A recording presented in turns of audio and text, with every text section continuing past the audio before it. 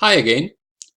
This small video will give you an introduction to the k-nearest neighbors algorithm.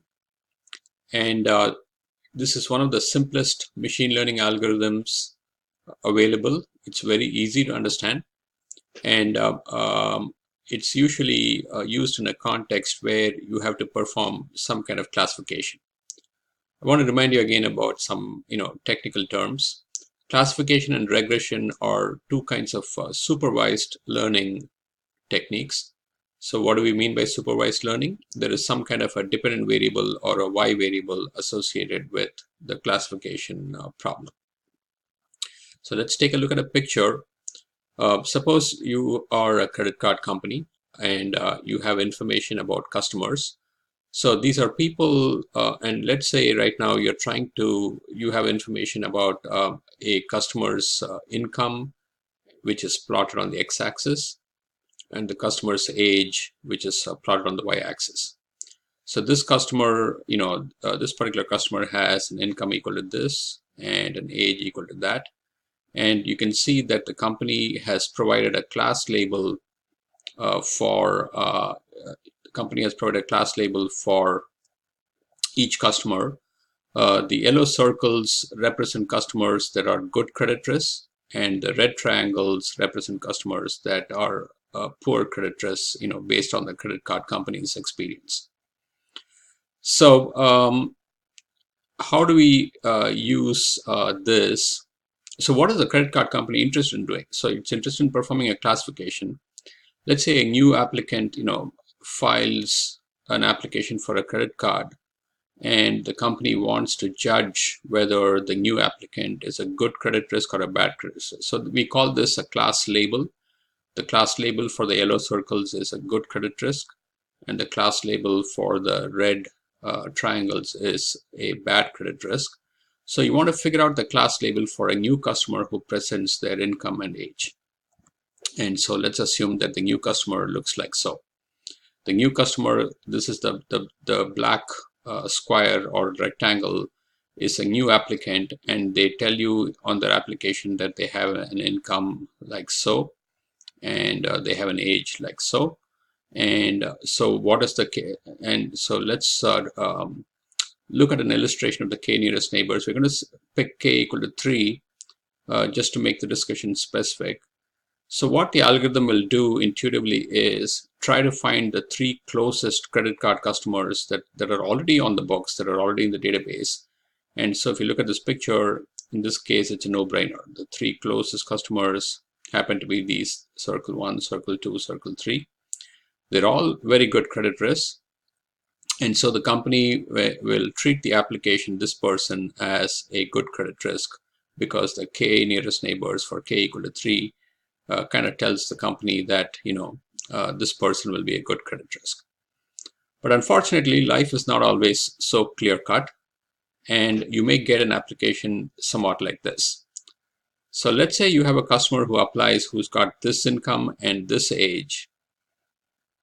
And when you try to find the k nearest neighbors for k equal to 3, you will see that in one case the nearest neighbor says the customer will be a good credit risk, but in 2 cases the nearest neighbor, two out of the 3 neighbors, 2 out of the 3 closest neighbors for this applicant, 2 of them are poor credit risk and 1 of them is a good credit risk. So in this case, what the k nearest neighbors algorithm does is it puts it to a vote. It's kind of like an election, and it says 2 for bad credit risk and 1 for good credit risk. So I'm going to call this applicant potentially a bad credit risk. So that's essentially it. That's how the k nearest neighbor algorithm works. But we still have some more details in terms of how to implement the algorithm. So there are the first question is, how do you find the k nearest neighbor? Suppose a new applicant comes, how do you find the k nearest neighbors of this new data point? And so this algorithm depends upon something called a similarity measure or similarity metric. And so I've just and this kind of similarity measure also will come about in clustering, which is an unsupervised machine learning technique that we will see later on in the class. but you could have the Euclidean metric. So what this is saying is, I have two dimensions, age and income, and n is 2. And I would take the difference in age, square it, difference in income, square it, and add them up, and then take the square root. That would be the Euclidean metric. Or I could implement something called a Manhattan metric. I could take the absolute value of the difference in age, absolute value of the difference in income, and add them up. That would give me a similarity measure. There are also, there is also something called a cosine similarity, where you describe A and B are vectors. So A could be a vector with the income and age for the first customer, and B could be the vector with the income and age for the second customer. And the cosine similarity takes the dot product and divides by the absolute value of the two vectors to get a similarity measure.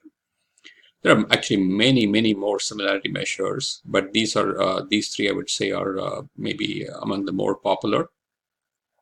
And so the final detail we need to decide is, how do you find the best value of K, and how do you decide the best similarity metric to use?